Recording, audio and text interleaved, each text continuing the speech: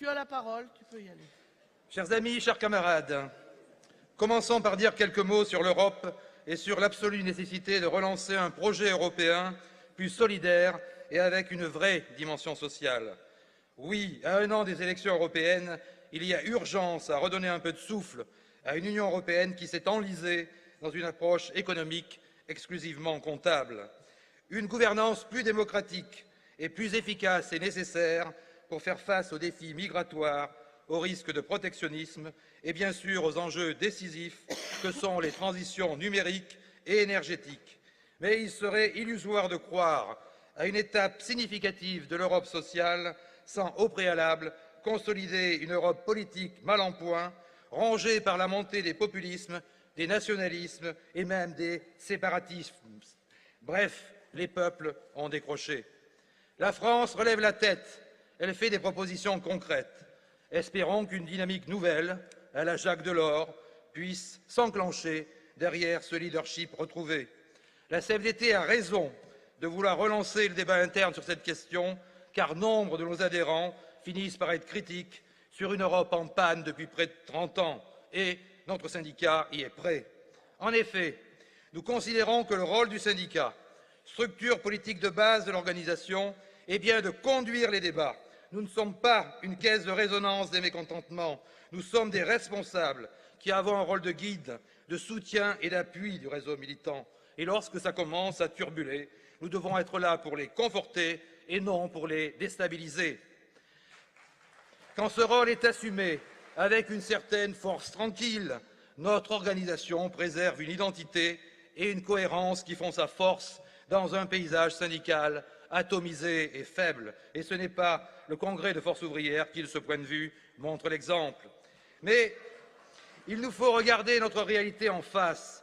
Nous sommes un colosse aux pieds d'argile, fragilisé, c'est vrai, par un renouvellement générationnel et surtout une culture d'organisation pas toujours maîtrisée, sans parler d'un fonctionnement qui mérite d'être revisité. Espérons que ce congrès nous permette d'avancer concrètement en partant des besoins exprimés par les syndicats. Oui, par les syndicats, car comme l'a souligné notre camarade d'HTR, notre fonctionnement fédéraliste suppose qu'il ne soit pas court-circuité.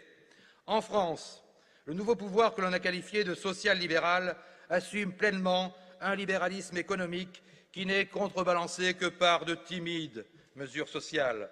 Ainsi, lors des ordonnances sur le Code du travail, on a davantage vu la flexibilité que la sécurité dans le nouveau schéma de relations sociales dans l'entreprise.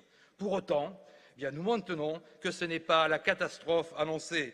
Nous avons des possibilités pour verrouiller ce qui doit l'être au niveau des branches et pour faire valoir le fait majoritaire dans l'entreprise. Pour le reste, à savoir les IRP nouvelles formules avec le CSE, nos équipes, accompagnées, formées et équipées de tous les outils disponibles, montrent qu'il y a un peu de grain à moudre. La volonté de transformation du président correspond sans doute à une nécessité que la CFDT pourrait, à certains égards, partager. En effet, nous n'avons pas la réputation d'être des adeptes du statu quo, ni du « c'était mieux avant » que dénonce Jean-Louis Malice dans son livre.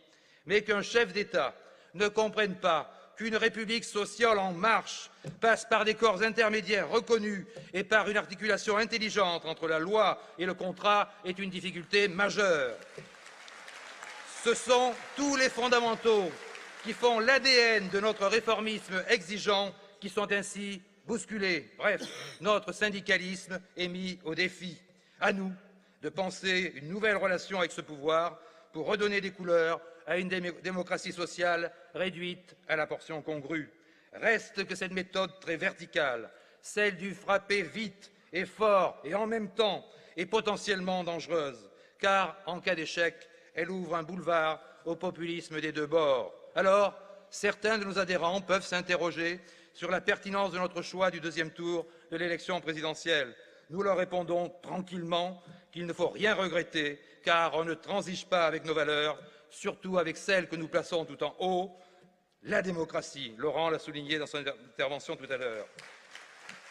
Nous n'attendions rien en retour et nous n'avons que faire d'être des interlocuteurs privilégiés, mais nous sommes en droit de vouloir faire respecter notre leadership électoral. Et de ce point de vue, pour être le premier tout court en décembre prochain, et surtout pour le rester, nous devons booster notre syndicalisme d'adhérents en changeant de braquet en matière de syndicalisation et d'accompagnement de proximité. C'est ce que nous avons réussi à faire en Île-de-France dans une entreprise, La Poste, dont les effectifs sont pourtant chaque année en diminution. Notre progression constante n'a été possible que grâce à la mobilisation sans faille de tous nos acteurs de la syndicalisation. Ils entraînent le syndicat dans une... Comment 30 secondes. Bon. Bien. Je voulais parler de La Poste, donc je n'en parlerai que rapidement pour montrer qu'à La Poste, il y a une nécessité de transformation profonde pour sauver le service public. Eh bien, le service public a montré que pour survivre, il fallait qu'il se réforme, et la CFDT, comme toute organisation, doit le montrer aussi. Alors espérons que ce congrès nous permette enfin d'oser le changement.